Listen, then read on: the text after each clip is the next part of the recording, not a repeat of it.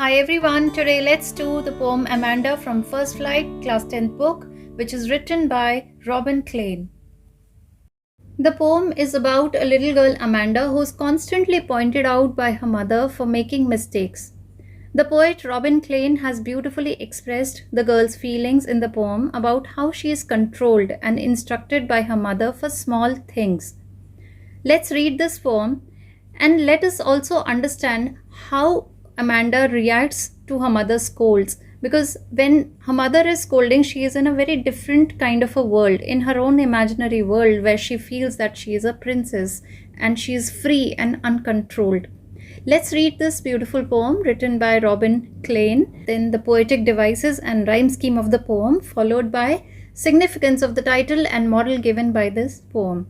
But first, let's know something about Robin Klein.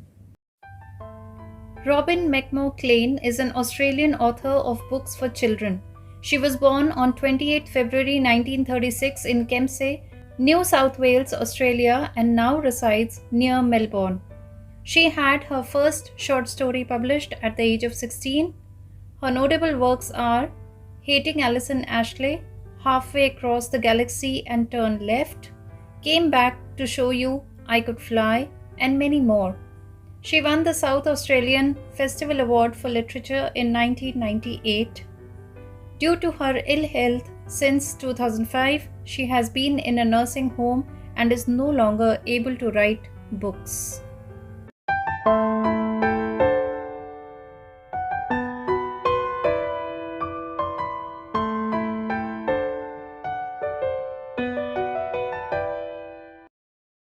Every child feels that she or he is controlled and instructed not to do one thing or another.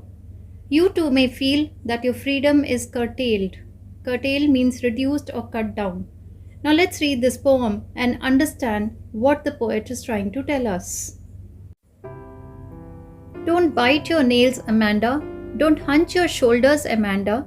Stop that slouching and sit up straight, Amanda. There is a languid emerald sea where the sole inhabitant is me, a mermaid drifting blissfully. Did you finish your homework, Amanda? Did you tidy your room, Amanda? I thought I told you to clean your shoes, Amanda. I am an orphan roaming the street. I pattern soft dust with my hushed bare feet. The silence is golden, the freedom is sweet. Don't eat that chocolate, Amanda. Remember your acne, Amanda. Will you please look at me when I am speaking to you, Amanda? I am Rapunzel. I have not a care. Life in a tower is tranquil and rare. I'll certainly never let down my bright hair.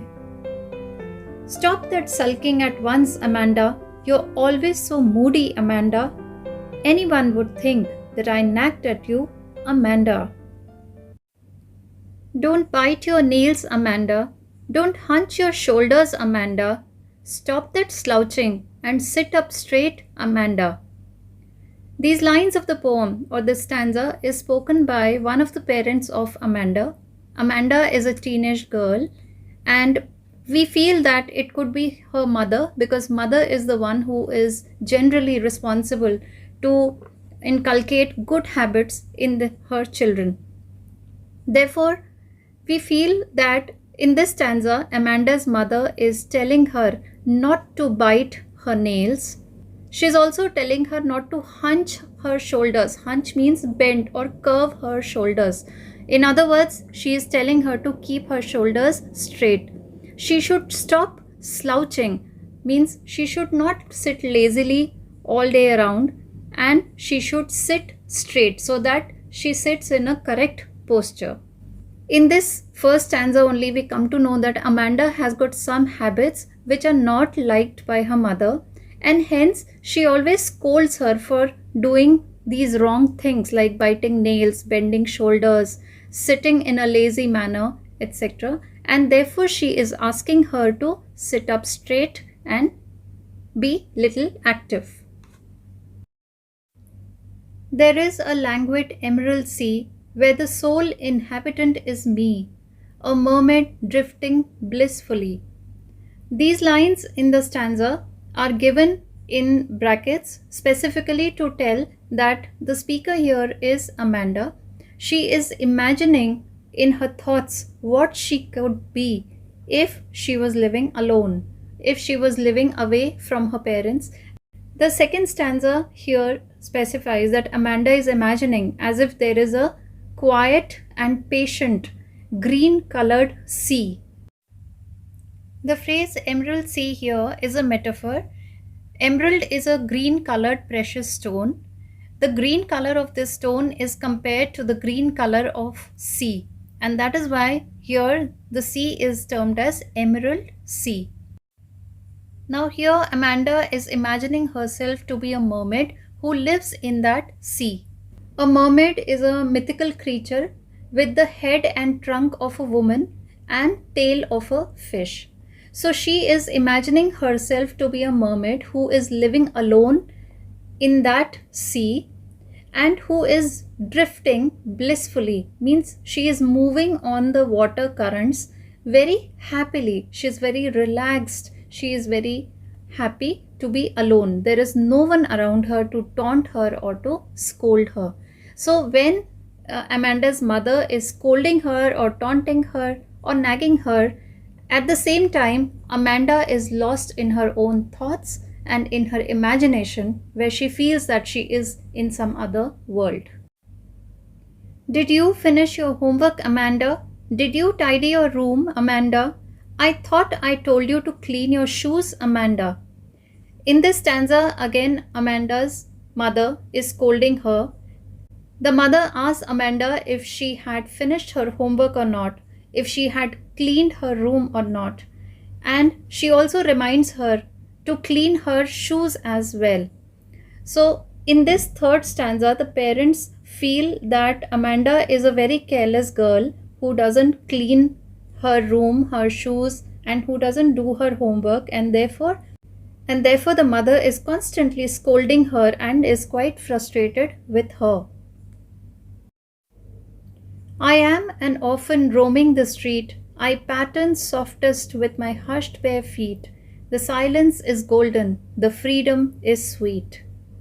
Now again, these lines are given in the brackets, which tell us that these are the imaginations or thoughts of Amanda. She is again into her imaginary world and she feels that she is an orphan. Orphan is a child whose parents are no more, they are dead.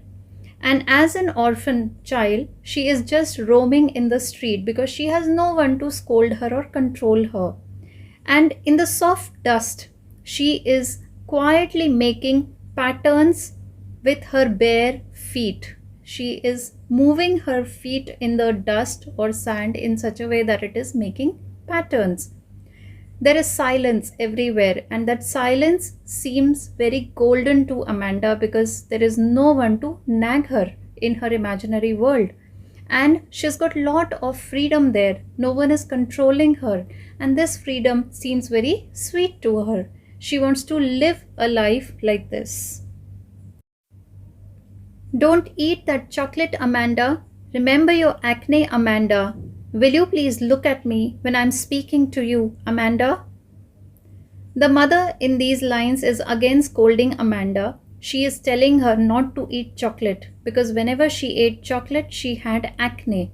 Acne is a skin condition where the person gets red pimples on the face. So Amanda is not supposed to eat chocolate, but she is eating it. And while the mother is speaking to Amanda, she is not looking at her, and therefore the mother scolds her to look at her when she is speaking to her.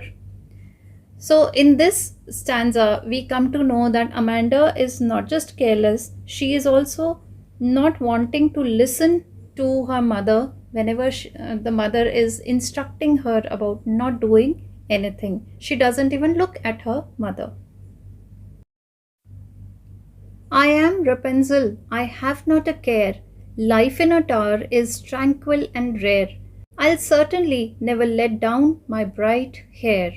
Now again we can understand that since these lines are in brackets, these lines are spoken by Amanda, who again is in her imaginary world. She is in her thoughts and she is imagining herself to be a Rapunzel.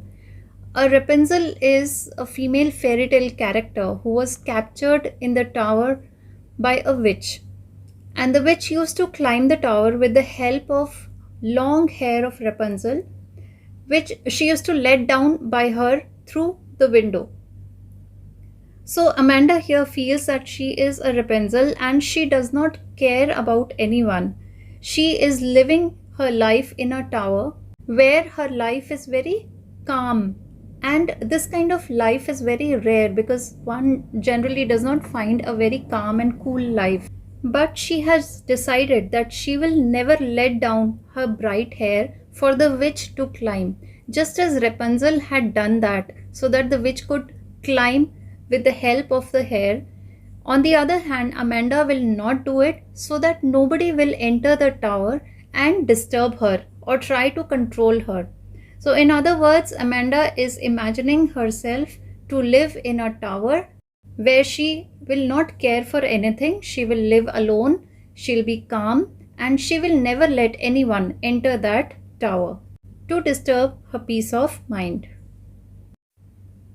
Stop that sulking at once, Amanda. You're always so moody, Amanda. Anyone would think that I nagged at you, Amanda.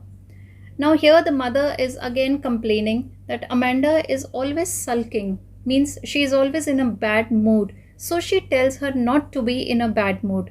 She tells her not to be moody, that is emotionally unstable. Because anyone who would look at Amanda will think that her mother is always nagging her or harassing her by scolding her again and again. Therefore, the mother tells Amanda to be in a good mood, to be very happy. The poem ends here, and it looks like after this stanza, Amanda stops imagining. She has come back to the real world and she now faces her mother's scolds and spanks.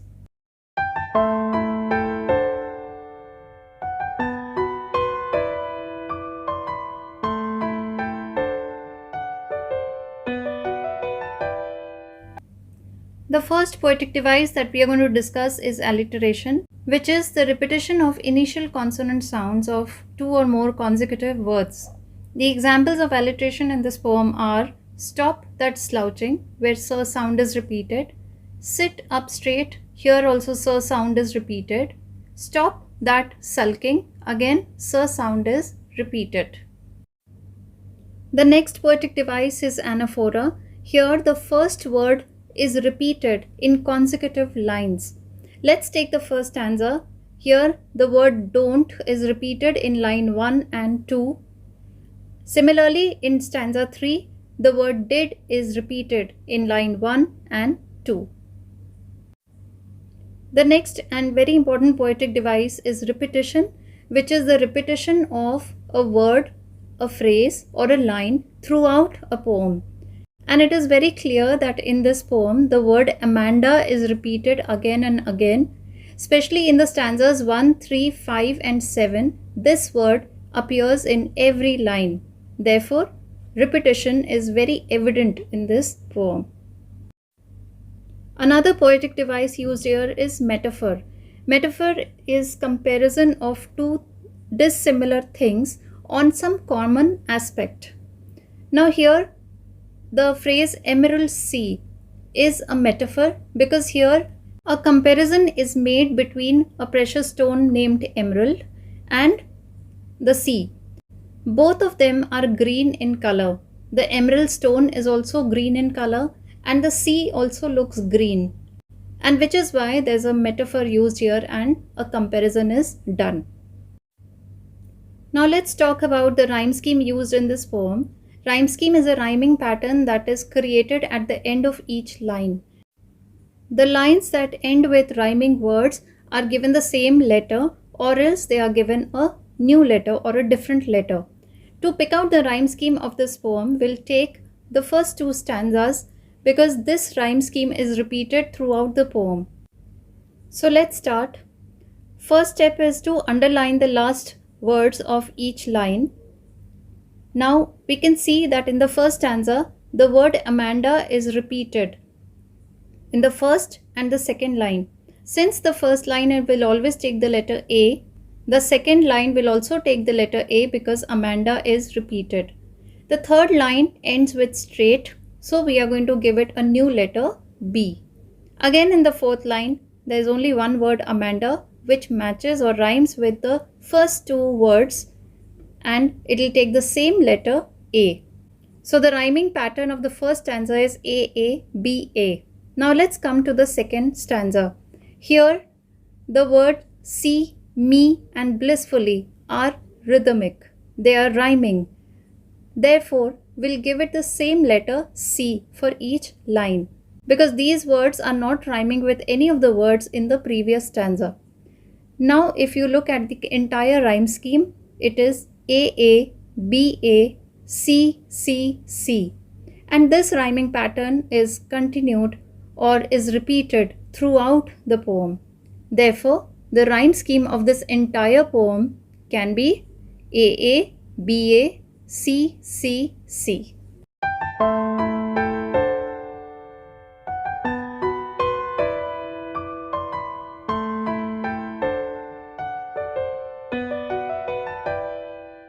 This poem focuses on the upbringing of a small child whose name is Amanda, and it focuses on the struggles which a child is facing. So poet Robin Klein makes this important point here that the children should never be deprived of their freedom.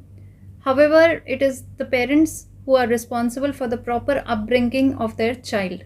And since this poem tells us about the problems which Amanda faces every day and how she wants to get away from these problems by being in an imaginary world, it is all about her.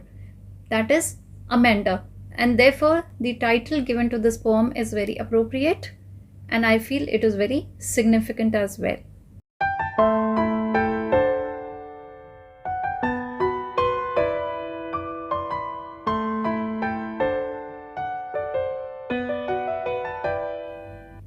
Now let's discuss the moral of this poem. The poem Amanda, which is written by Robin Klein, always teaches us that parents and children should always have good relationship between them, and parents have all the right to inculcate good habits in their children. They try their best to teach their children moral values and help them if their child is getting into some wrong habits. On the other hand, the children should not take it otherwise. The children should look into themselves and see where they are going wrong. And only then a cordial, a friendly relationship can be established between both of them. That's all in this session, and I'll be flashing summary in the written form and question answers right in front of you. I'll see you again in my next video. Till then, take good care of yourself and God bless you. Thank you.